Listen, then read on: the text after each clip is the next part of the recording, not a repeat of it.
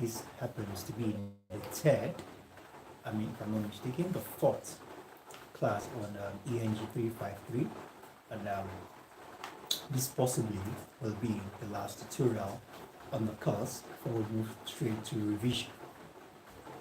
Revision. All right. So just like what Tom Neil said, it says the history, right, of Pidgin English in Nigeria. All right. Well, before we go there, we're going to be talking about some certain things. All right. So eventually we'll get there and call it a wrap for the course. All right. With this being said, let's go straight into it. So we have ENG353. Okay. So we want to talk about grammatical features, all right, of Nigerian English. Grammatical features of Nigerian English. Now, when we say grammar, what are we talking about? Just a moment. I think I should reduce this a bit. Okay, that's not perfect, so it doesn't reflect the. So when we say grammar, what are we talking about? Grammar, all right, it means rules. Okay, grammar means rules. Okay, rules, all right, and these rules are operative at all levels of language analysis. All right, rules that guide the use of the language. That's what we refer to as grammar.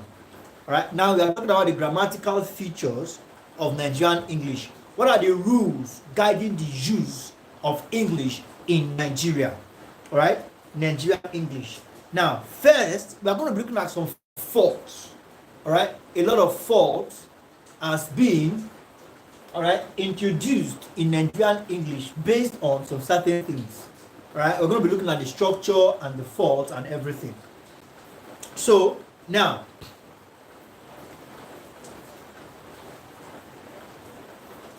let's talk about, firstly, fault structuring of words, all right, resulting from using the wrong form of verb or wrong verbalization.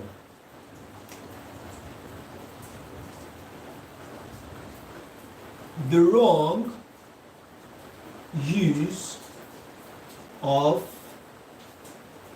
verb. All right, the first thing we are looking at is the wrong use of verb. All right, wrong use of nouns. Okay, now most of the examples we are going to be talking about are what? Extracted, all right, from our national dailies. All right, things we use from time to time, sentences we use from time to time. Now, let's take for example, the police action,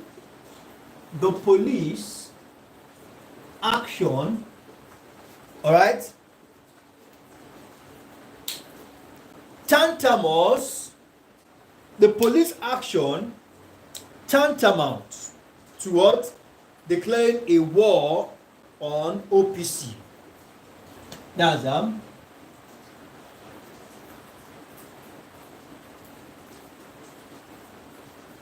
tantamount, all right, on, all right, tantamount to what? To declaring a war on what? On OPC. Now, the word tantamount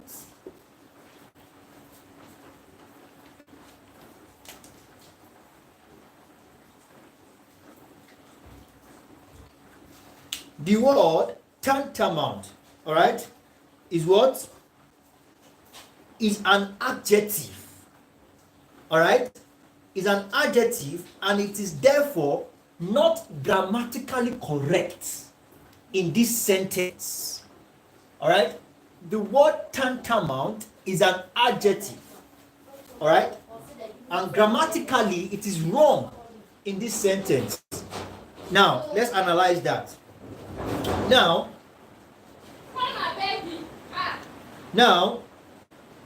to be used as though a verb.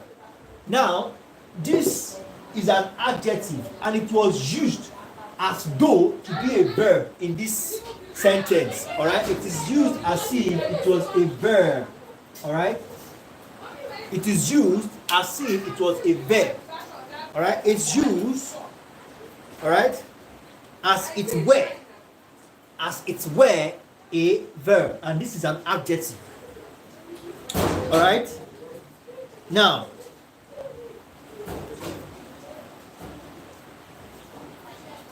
it should have been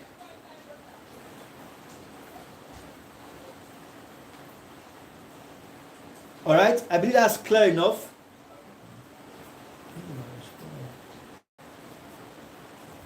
All right, so that's one thing. All right, that is first thing. That's the wrong use of verb.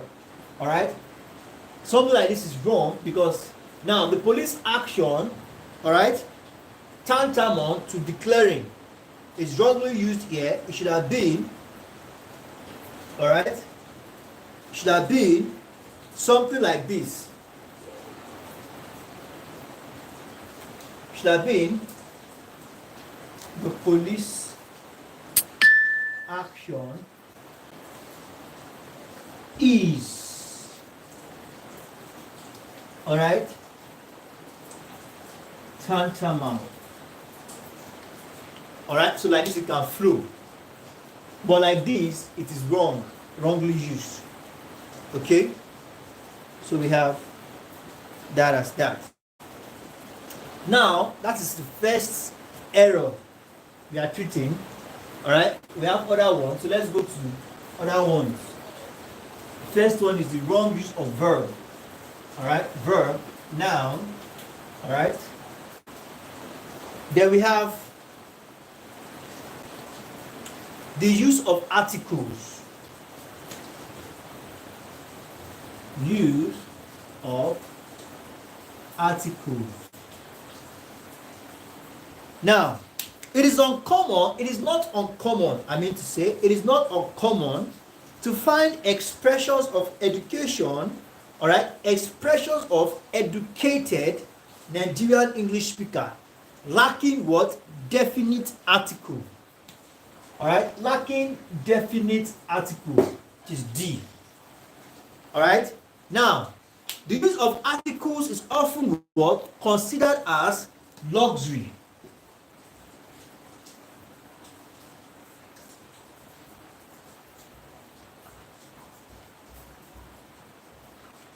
All right, the use of article, all right, is often what? Considered a luxury in Nigerian English. Now, that is quite ironical. Now, when we say articles, the use of articles in Nigerian English, let's take for example.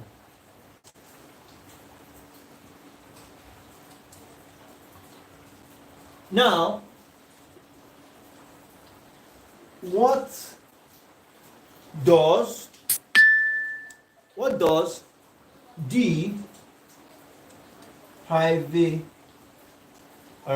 the privatization of what? The masses.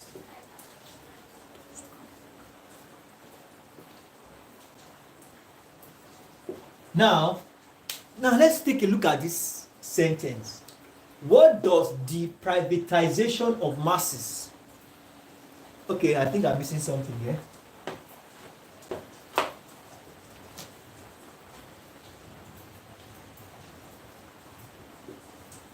What does the privatization of the masses? Now, does this sound correct? What does the privatization of the masses? Now, the article, all right, is wrongly used. All right, it is uncalled for. All right, D in this sentence at this position is uncalled for. Now, privatization of the masses. Can you see that it flows now? Alright, that is the wrong use of the articles. Alright, wrong use of articles. And this article referred to as D. Now, let's take another example.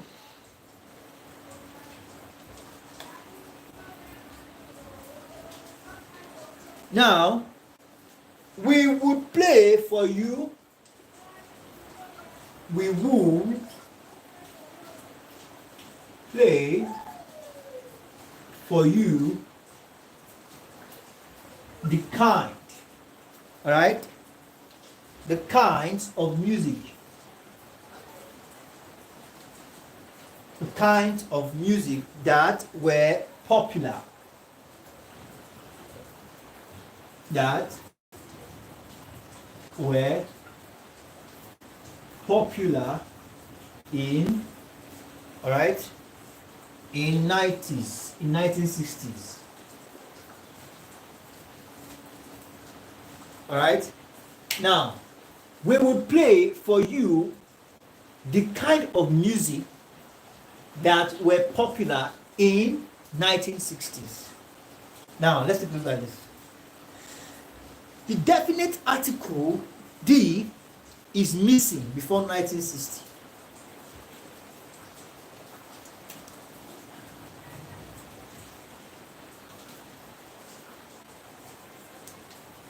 Now, let's take a look at this again.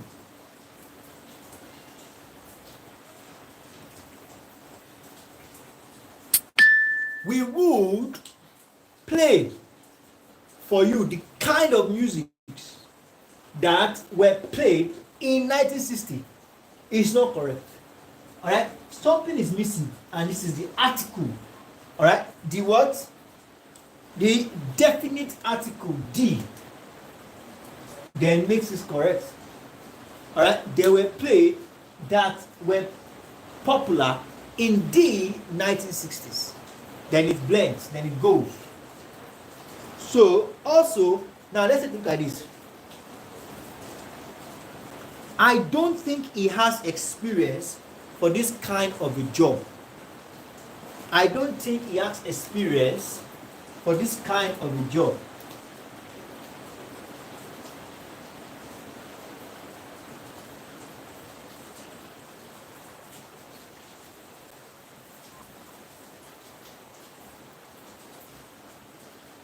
All right, I don't think he has experience for this kind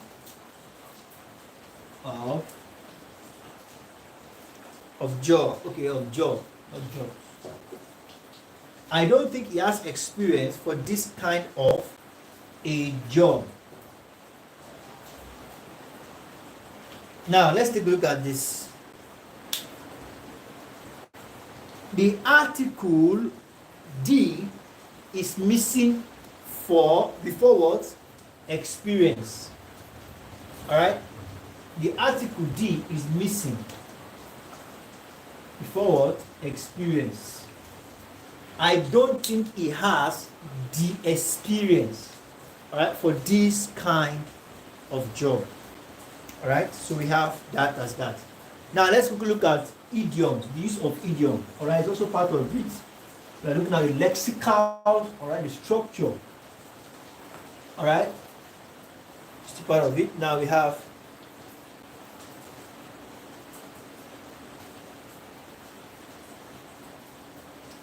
the use of idioms. Alright. Now when we say idioms, what are we talking about? Now, a group of words, all right? A group of words, all right? In a fixed order.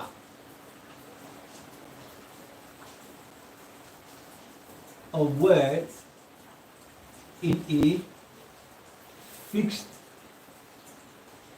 order, all right? That has a particular meaning. that is different from the meaning of each word that has a particular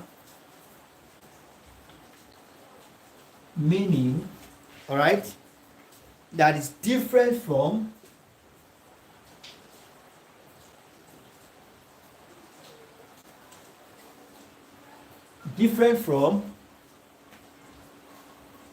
the meaning of each word.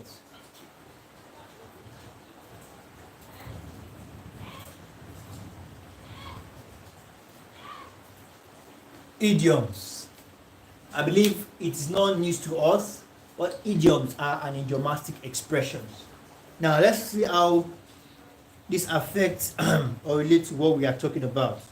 Now the way Nigerians employ this expression is to say the least very faulty. Now let's look at these examples.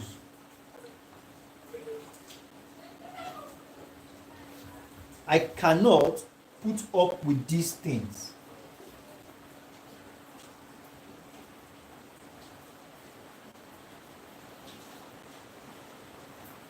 I cannot put up with these things. All right? Instead, say,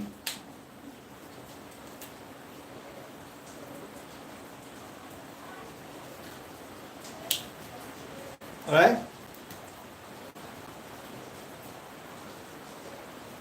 These are the things. Now,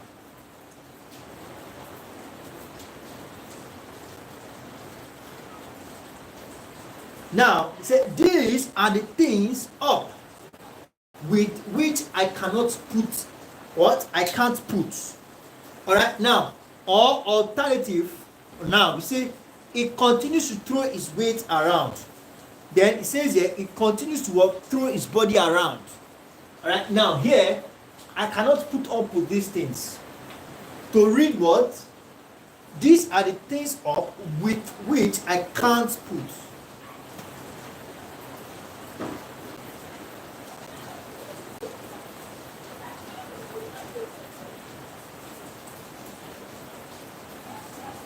All right.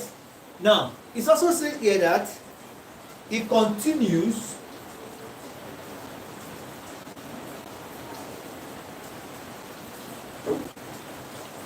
to throw his what? His weight around.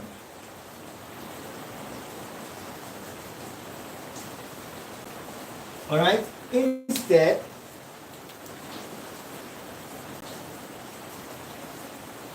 he continues to throw his body around.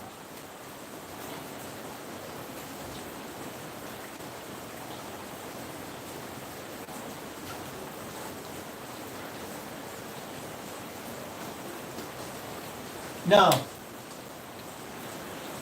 this correct, this correct. Now, you see how we misinterpret idioms? This is the right thing to say. All right, but unfortunately, majority, all right, turn it upside right. All right, and they say these things instead. No, it's not his body. All right, he continues to throw his weight around, continue to throw his body around. All right, these are the I cannot put up with these things. All right, these are the things up I cannot put. All right, so let's pay attention to this. Now we also have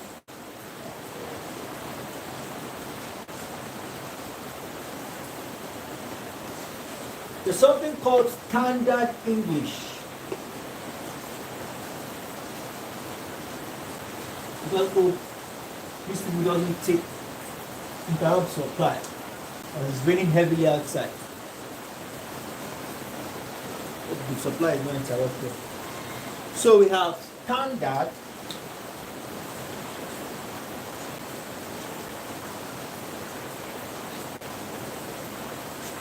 English. Okay. Now, when we say standard English, what are we talking about? This is what? The deliberate invention by the society, all right, to create a class and standard for language, for a language. A deliberate invention.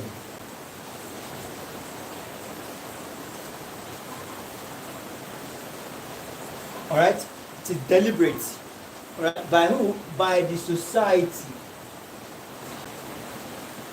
All right, to be society, to be a group of people. All right, to create a class and standard. All right, to create what? A class and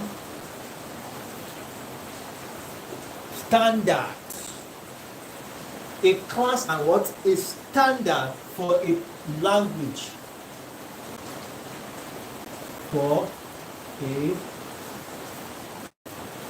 language. Alright? Standard English is deliberate, it's intentional. Alright? It's an idea or a mode of expression, alright, that we seek when we wish to communicate beyond, alright,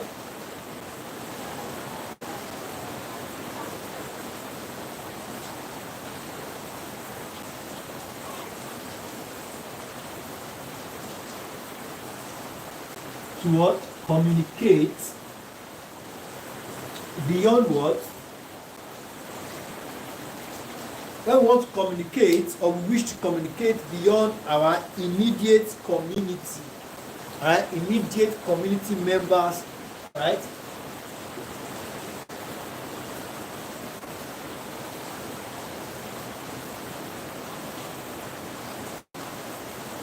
Immediate community members as a whole, all right? Now, let's take for example, we have a sitting room.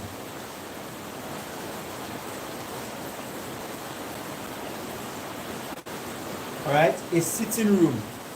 All right, that is for greeting. All right, we have a living room.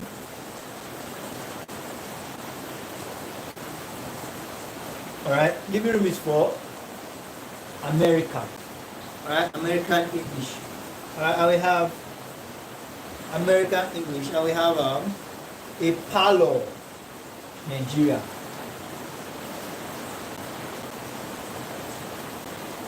All right, a parlor, which is Nigeria. Like this way. I believe it's clear in a parlor, which is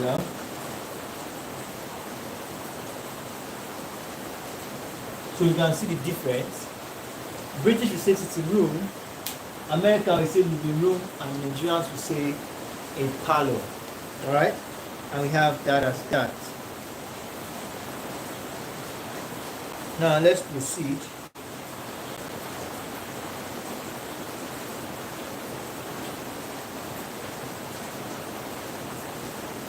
Now we have the misuse of codes. The misuse of codes. The misuse.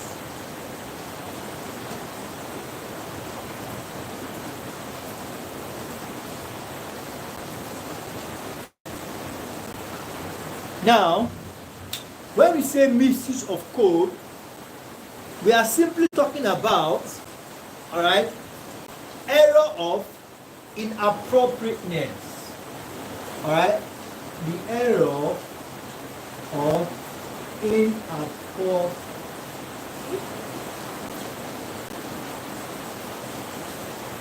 The error of what? Inappropriateness.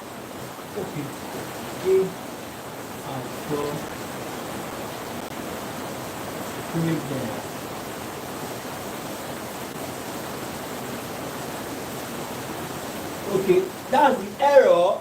Let me write it clearly, so that it can be clear enough.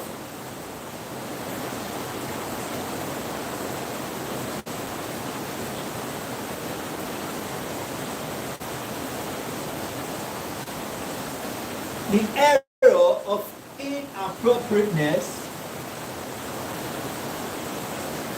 is what we refer to as the misuse. Alright? The misuse of codes. Now, we also have what we call breach of code, of breaches.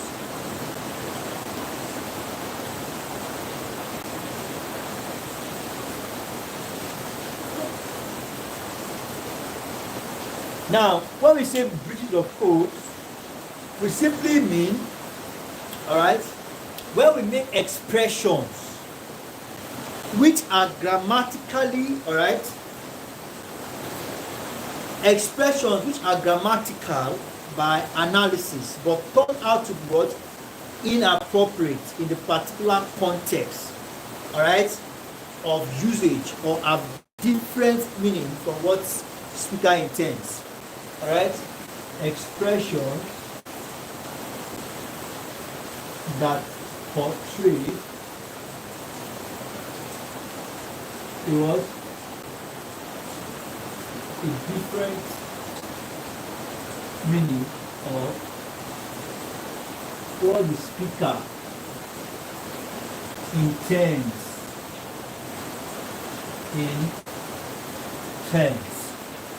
Alright, now let's talk about I can hear English. Alright, I can hear English. I understand English. Alright?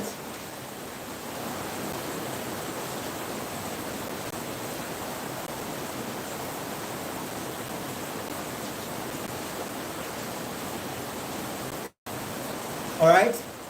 I can hear a smell. Alright? Can you hear a smell? Is it correct to say I can hear a smell? Do you hear smell?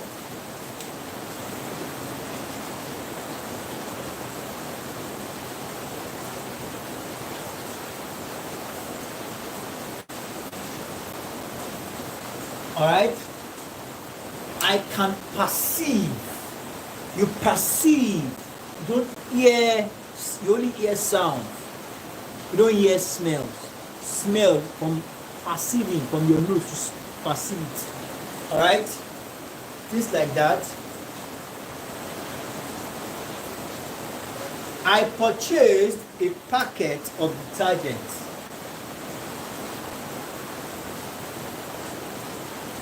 Alright?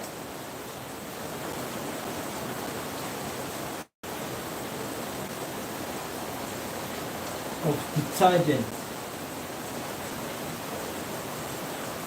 Alright? Ball. You see? Now we have that as that. Now let's proceed.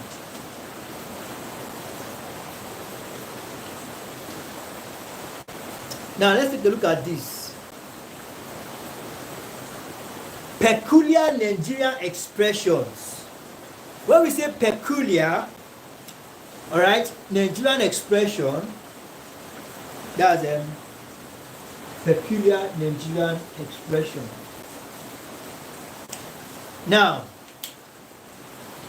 it refers to the expression coined by Nigerians and influenced, alright, by mother tongue, alright, influenced, or maybe not influenced, okay, by element of transfer from mother tongue. What I would say in essence, there are some expressions that are not grammatically correct, but for communication's sake, alright, we coin them out from our mother tongue and bring them into English. Now let's take for example, let me erase this.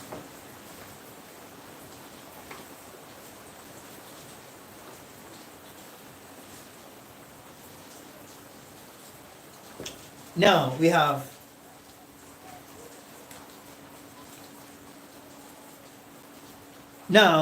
he is a big man in his own. Okay, sorry about that. I think that's a thing from the network.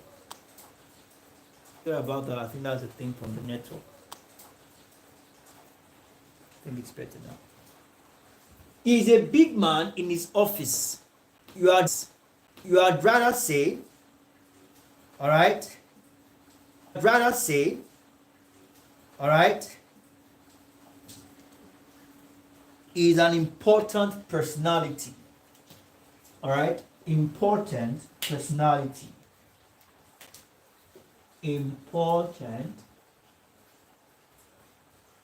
personality. All right? He is an important personality in his office. All right? That is grammatically correct, but this is not. All right? We call it Yoruba English. When you coin out, you interpret English to your language, your mother tongue. All right? That girl has a bottom power. All right? Wield undue influence with sex. All right? They are my invitees. These are my invitees. Are my invitees. All right? You would rather say, these are my invited guests. All right? Invited guests. Okay? So my invited guests. All right? So we have, she is my intended. She is my intended. She is my intended. All right? I've just said, all right, she is my fiancé or fiancé. All right, she's my fiancé. So we have that is that. All right. Now let's proceed. Now let's also take a look at other ones like other ones that lacks what? Adequate what? Morphological and lexical relationship. We have some other words like kindly borrow me your pen. All right? Kindly borrow me your pen. All right? Borrow here is wrong. All right? It's not borrow. All right? You are about to say kindly, all right, lend me your pen. That is the correct thing to say. Kindly lend, not borrow, me your pen. All right? Now you can say the soup is sweet. Is wrong. The soup is sweet. The soup is sweet. The right thing to say is the soup is what? Tasty. All right? The soup is tasty. All right? So we have that as that.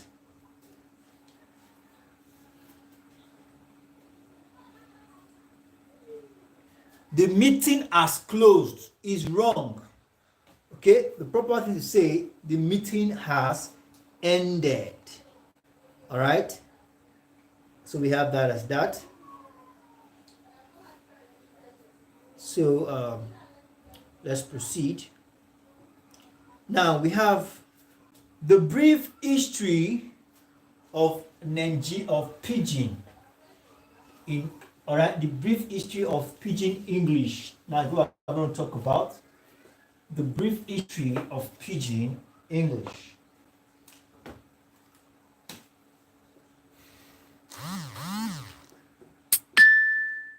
Brief history, all right, of Nigerian Pidgin English.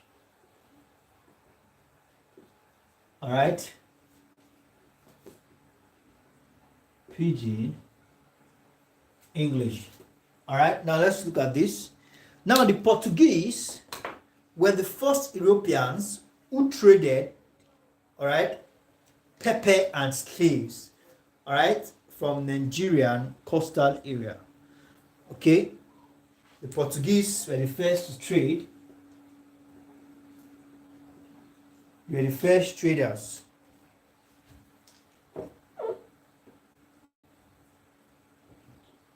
All right, were the first traders. All right, first Europeans to trade.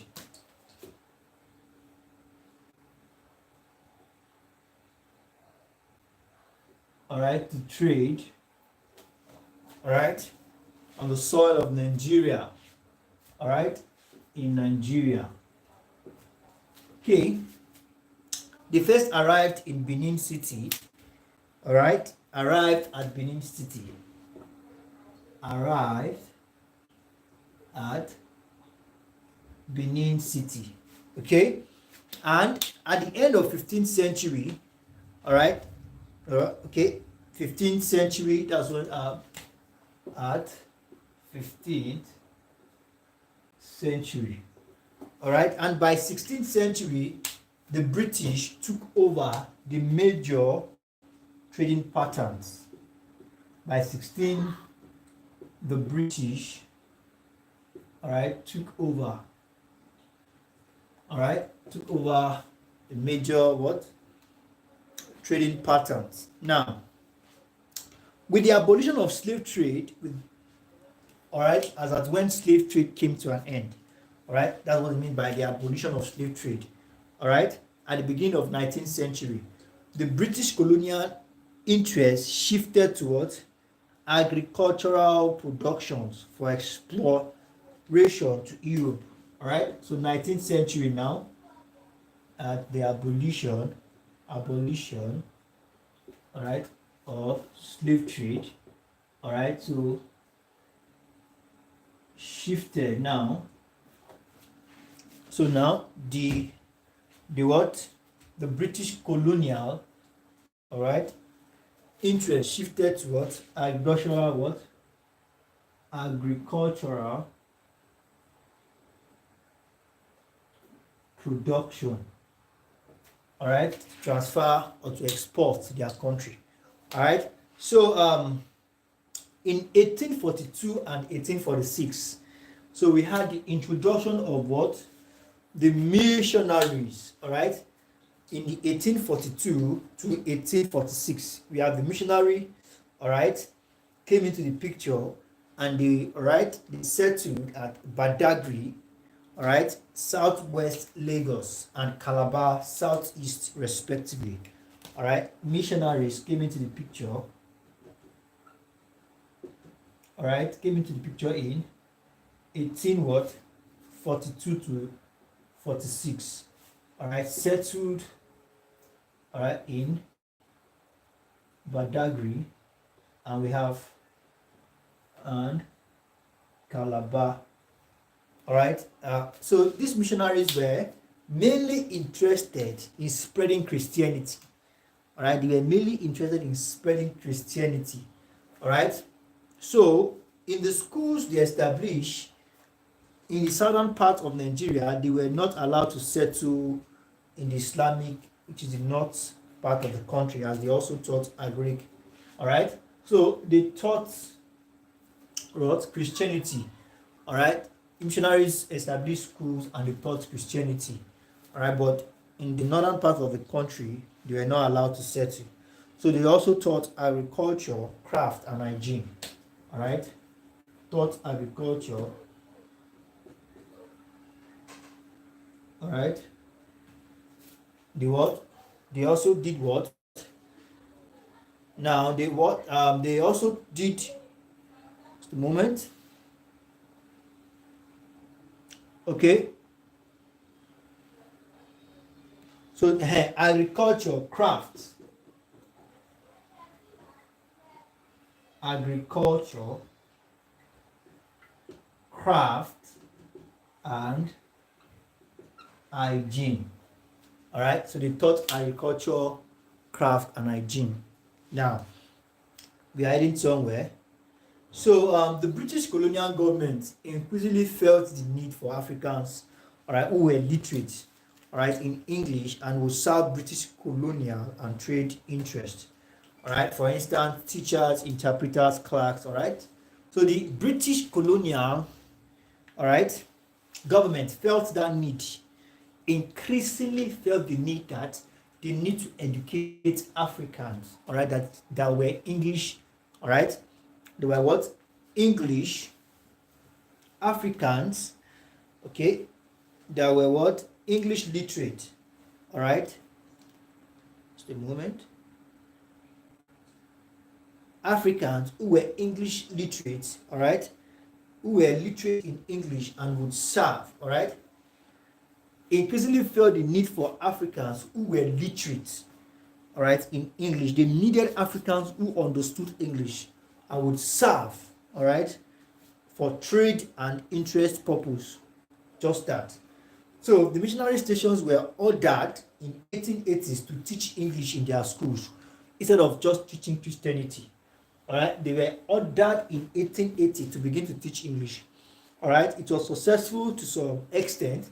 All right, but even at that, it was as a result of this English that a simplified mode, all right, a simplified mode of communication was introduced, which is now referred to as the Pidgin, all right, the Pidgin language. All right, so despite all this effort, communication was indeed difficult between Nigerians and the colonial masters. All right, so a easy means of communication had to be devised, which was now the simplified way of structuring and speaking English, which led to this we now call Pidgin English. All right, so we have that as that. So, and lastly, we'll be taking what we call Creole. All right, Creole.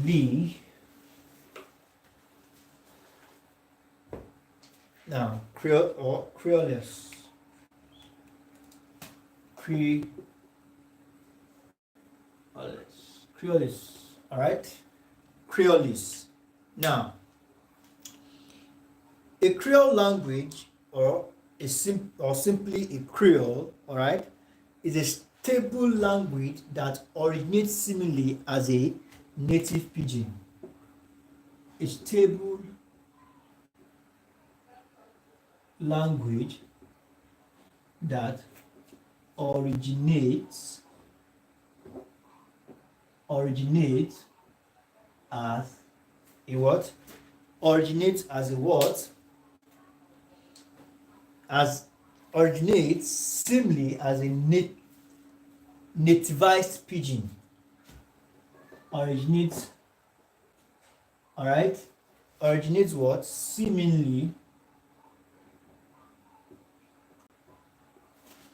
as a nativized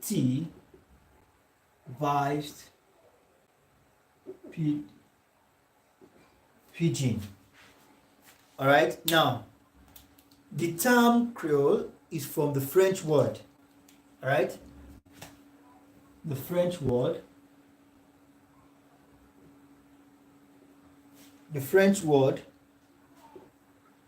Creole. All right, okay, just this. From the French word Creole, all right, and from the Spanish word Criollo, Spanish. All right, from the Spanish word Criollo, all right, and probably the Portuguese word Criollo, Portuguese. We have three Portuguese word. We have Creole. All right, you can imagine French, Spanish, and Portuguese, all this put together. All right, which means what? Black person, a homeborn slave, a what? A home-born slave. All right. Now, You have that as that. So and it also says in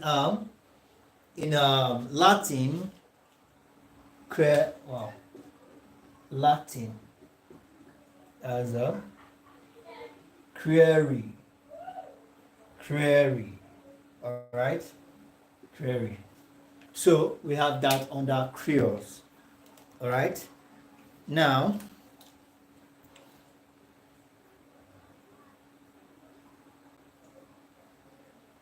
we have something called language planning, and it's usually done by government, all right, or by its agencies concerning the choice of national language or official languages. National language or official languages as a language planning, all right. Now it is indeed true that languages are the pedigree of nations. Languages are the pedigree, all right. Languages matters a lot, all right. Is matters a lot. It is indeed the pedigree, all right, of a nation, all right. It is what holds a nation to esteem, all right. It goes a long way in the development of a nation,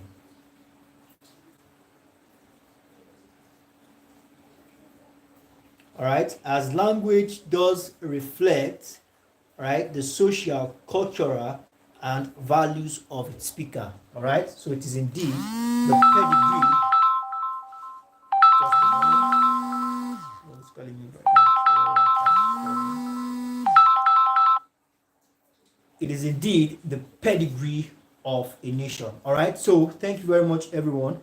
On this note, we'll call it a wrap for the course, and by Monday, hopefully, we'll start with a fresh, all right, a brand new course, and we can as well commence as exam for pen on paper is close by. Thank you very much, everyone. Let's go to bring our note up to date, and the exam keynote will be made available as soon as possible. I look forward to seeing all in subsequent 3 hours. Have a wonderful evening. Bye bye.